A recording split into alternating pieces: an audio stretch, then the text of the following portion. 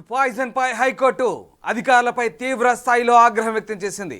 పిల్లలు చనిపోతే కానీ పట్టించుకోరా అంటూ తీవ్రంగా స్పందించింది హైకోర్టు.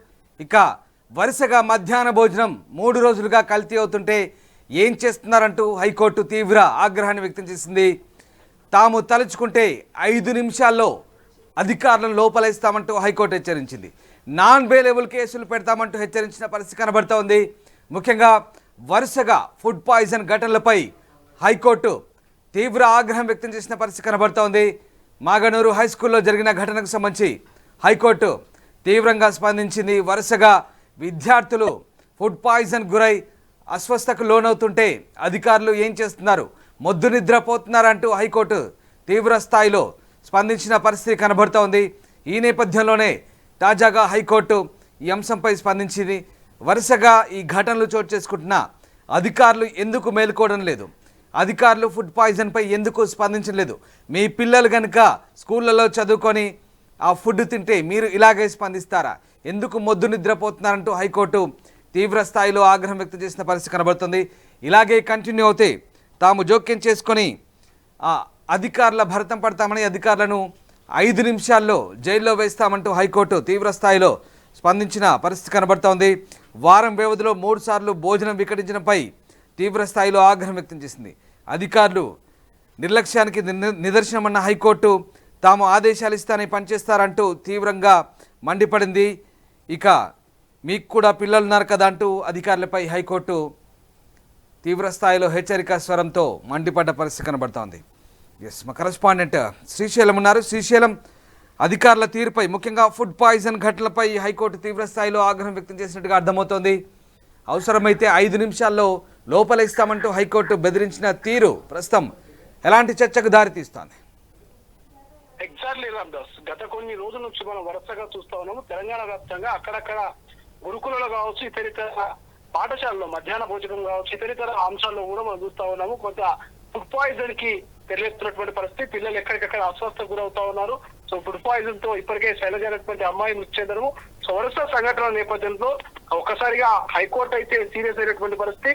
సో ఒకసారి మనం డెప్త్ గా డీటెయిల్స్ లోకి వెళ్తే, నారాయణపేట జిల్లా మాగనూరు జిల్లా పరిషత్ ఉన్నత పాఠశాలలో ఫుడ్ పాయిజనింగ్ ఘటనలపై తెలంగాణ హైకోర్టు తీవ్రంగా ఆగ్రహం వ్యక్తం చేసింది. రామ్దాస్, అధికారులు నిద్రపోతున్నారా అంటూ తీవ్రంగా స్పందించింది. వారంలో 3 సార్లు ఫుడ్ పాయిజనింగ్ జరిగితే అధికారులు ఏం చేస్తున్నారంటూ ఇక నిలదీసే ప్రయత్నం చేసింది. మరోవైపు నారాయణపేట జిల్లా మాగనూరు జిల్లా పరిషత్ ఉన్నత పాఠశాల ఫుడ్ పాయిజనింగ్ ఘటనపై తెలంగాణ హైకోర్టు తీవ్రంగా వ్యక్తం చేస్తుంది. సో అధికారులు నిద్రపోతున్నారంటూ ఒకసారిగా చెప్పేటువంటి ప్రయత్నం చేసింది. మరోవైపు ఇక స్కూల్ ఫుడ్ పాయిజనింగ్ చాలా సీరియస్ అంశమని సీజే జస్టిస్ అలోక్ ఆరాధే అన్నారు. పిల్లలు చనిపోతే కానీ స్పందించరా అంటూ హైకోర్టు ప్రభుత్వాన్ని ప్రశ్నించింది. అధికారుల నిర్లక్ష్యాన్ని ఘటన నిదర్శనం అంటూ ప్రభుత్వం ఈ అంశాన్ని సీరియస్ గా తీసుకోవడం లేదంటూ ఇప్పటికే హైకోర్టు మొట్టికాయలు వేసేటువంటి ప్రయత్నం చేసింది. మరోవైపు ఘటనపై వారంలోగా కౌంటర్ దాఖలు చేస్తామంటూ ప్రభుత్వం తరఫున న్యాయవాది హైకోర్టు తెలుపగా ఆగ్రహం వ్యక్తం చేసింది. అయితే వివరాల సేకరణకు వారం సమయం ఎందుకని నిలదీస్తుంది. హైకోర్టు ఆదేశిస్తేనే అధికారులు పనిచేస్తారా అంటూ నిలదీసే ప్రయత్నం చేస్తుంది. నాన్ బెయిలబుల్ వారెంట్ జారీ చేస్తే 5 నిమిషాల్లో హాజరవుతారంటూ హైకోర్టు చెప్పింది. అధికారులకు కూడా పిలువనున్నట్టుగా తెలుస్తోంది మానవతా దృక్పథంతో. ఒక్కసారిగా ఎందుకంటే అధికారులకు కూడా పిల్లలు ఉంటారు, మానవతా దృక్పథంతో వ్యవహరించాలంటూ ఇప్పటికే హైకోర్టు సూచిస్తుంది. మరోవైపు ఘటనపై భోజన విరామం తర్వాత పూర్తి వివరాలు అందజేస్తామని ఏఐజీ కోర్టుకు తెలిపారు. మధ్యాహ్న భోజనంలో నాణ్యత ప్రమాణాలు పాటించడం మీద హైకోర్టులో పిల్ దాఖలైంది. పిటిషనర్ తరపున సీనియర్ న్యాయవాది చిక్కుడు ప్రభాకర్ వాదన వినిపించారు. రాష్ట్ర వ్యాప్తంగా పాఠశాలలో తరచూ భోజనం వికటిస్తున్నట్టు ప్రభాకర్ హైకోర్టుకు దృష్టికి తీసుకెళ్లారు. మరోవైపు నారాయణపేట జిల్లా మానగూరు జెడ్పీ పాఠశాలలో మంగళవారం ఫుడ్ పాయిజనింగ్ జరిగిన విషయం అందరికీ తెలిసిందే. పాఠశాలలో మధ్యాహ్న భోజనం చేసినటువంటి పిల్లలు అస్వస్థకు గురయ్యారు. దాదాపు 30 మంది విద్యార్థులు వాంతులు, తలనొప్పి, కడుపు నొప్పితో బాధపడగా వెంటనే వారిని మొత్తం ఆసుపత్రికి తరలించారు. పాఠశాలలో వారం వ్యవధిలోనే మరోసారి ఫుడ్ పాయిజనింగ్ జరిగింది. ఇంతకు ముందు 20 ఫుడ్ పాయిజనింగ్ కారణంగా 100 మంది విద్యార్థులు అస్వస్థకు గురయ్యారు. ఇటీవల రాష్ట్ర వ్యాప్తంగా ఫుడ్ పాయిజనింగ్ కేసులు వెలుగు చూస్తా ఉన్నాయి. రామ్దాస్, సో కొమరంభీం ఆసిఫాబాద్ జిల్లా వాంకిరి గురుకుల పాఠశాలలో ఫుడ్ పాయిజనింగ్ జరిగిన విషయం అందరికీ తెలిసిందే. 60 మంది విద్యార్థులు అస్వస్థకు గురయ్యారు. ఈ ఘటనలో చౌదరి శైలజ అనేటువంటి విద్యార్థి పరిస్థితి నుంచి చివరకు చికిత్స పొందుతూ మృతి చెందిన విషయం అందరికీ తెలిసిందే.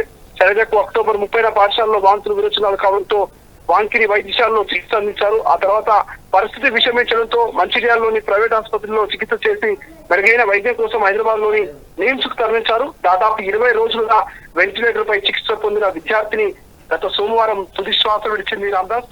సో ఇటువంటి మరణాలు మరోసారి జరగకూడదంటూ ఇప్పటికే హైకోర్టు సీరియస్ అయింది. అధికారులకు కూడా పిల్లలు ఉంటారు కాబట్టి ఈ రకమైనటువంటి పరిస్థితిని పిల్లలు వస్తే ఏంటి అన్నట్టుగా ప్రశ్నించే ప్రయత్నం చేసింది. 5 నిమిషాల్లో ఖచ్చితంగా నాన్ అవైలబుల్ కేసులు పెట్టొచ్చు అంటూ కూడా హైకోర్టు సీరియస్ అయింది Ramdas. Right, yes sir, thank you Srisailam. So అధికారుల తీరుపై మండిపడింది హైకోర్టు. ముఖ్యంగా పిల్లలకు భోజనం పెట్టే విషయంలో ఎందుకంత నిర్లక్ష్యం, నిద్రపోతున్నారా అంటూ తీవ్ర స్థాయిలో ఆగ్రహం వ్యక్తం చేసింది. మీ పిల్లలుంటే కూడా ఇలాగే ప్రవర్తిస్తారా, మొద్దు నిద్రపోతున్నారా, మేము అనుకుంటే 5 నిమిషాలు మిమ్మల్ని లోపలేస్తామంటూ హైకోర్టు తీవ్ర స్థాయిలో మండిపడ్డ పరిస్థితి కనబడుతోంది. వరుసగా రాష్ట్ర వ్యాప్తంగా ఇలాంటి ఘటనలు చోటు చేసుకుంటున్నాయి. మధ్యాహ్న భోజనానికి సంబంధించి అలాగే సాంఘిక సంక్షేమ హాస్టల్లో కూడా ఇదే పరిస్థితి. ముఖ్యంగా ఆసిఫాబాద్ జిల్లా వాంకిడిలో మొన్న ఓ విద్యార్థి మృతి నిమ్స్ హాస్పిటల్లో మృతి చెందింది. దాని తర్వాత వరుసగా ఇక్కడ మాగనూరు హై స్కూల్లో ఫుడ్ పాయిజనింగ్ ఘటనలు తరచుగా చోటు చేసుకుంటున్నాయి. 1 కాదు 2 కాదు 3 సార్లు, ఏకంగా 3 సార్లు అక్కడ ఫుడ్ పాయిజన్ ఘటనలు చోటు చేసుకోవడం. దీంతో హైకోర్టు తీవ్ర ఆగ్రహం వ్యక్తం చేస్తుంది. అసలు ఎందుకింత నిర్లక్ష్యం, ఏం జరుగుతుందనే తీవ్ర అసహనాన్ని వ్యక్తం చేసింది. తీవ్రమైన పదజాలంతో హైకోర్టు అధికారులపై మండిపడ్డ పరిస్థితి. నాన్ బెయిలబుల్ కేసులు పెట్టి బయటకు రాకుండా చేస్తాం, అవసరమైతే 5 నిమిషాల్లో లోపలేస్తామంటూ హైకోర్టు తీవ్ర స్వరంతో హెచ్చరించిన పరిస్థితి మనకు కనబడుతోంది.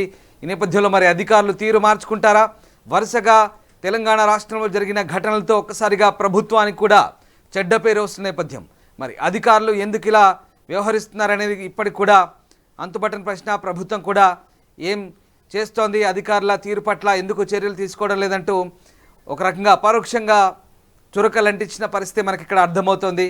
సో ఆ రకంగా అధికారుల తీరుపై హైకోర్టు అయితే ప్రస్తుతం తీవ్ర ఆగ్రహాన్ని వ్యక్తం చేసింది. అధికారుల నిర్లక్ష్యానికి ఇది అద్దం పడుతుంది, అధికారుల నిర్లక్ష్యానికి ఇది పరాకాష్ట అంటూ హైకోర్టు తీవ్ర స్థాయిలో మండిపడుతున్న పరిస్థితి చాలా సీరియస్ అయింది. నాన్ బెయిలబుల్ వారెంట్ జారీ చేస్తామంటూ హైకోర్టు హెచ్చరిస్తుంది. ముఖ్యంగా ఆ నాన్ బెయిలబుల్ జారీ చేస్తే కనుక 5 నిమిషాల్లో మీరు వస్తారు, లోపల పడతారంటూ హైకోర్టు చెప్తున్న పరిస్థితి. ఇక మీ పిల్లలుంటే కూడా ఇలాగే చేస్తారంటూ హైకోర్టు మానవతా కోణంలో అధికారులను హెచ్చరించిన పరిస్థితి. చూడాలి ఇప్పటికైనా అధికారుల వ్యవహార శైలిలో మార్పు వస్తుందా? మధ్యాహ్న భోజనం కానీ సాంఘిక సంక్షేమ హాస్టల్లో కానీ ఇలాంటి ఘటనలు పునరావృతం కాకుండా హైకోర్టు హెచ్చరికలతోనైనా అధికారులు కదలిక వస్తుందా? ఇలాంటి ఘటనలు పునరావృతం కాకుండా ఉంటాయనేది మాత్రం ప్రస్తుతం చర్చనీయాంశంగా మారింది. అసలైన తొలి వెలుగు. ఫాలో వాట్సాప్ @తొలి వెలుగు official.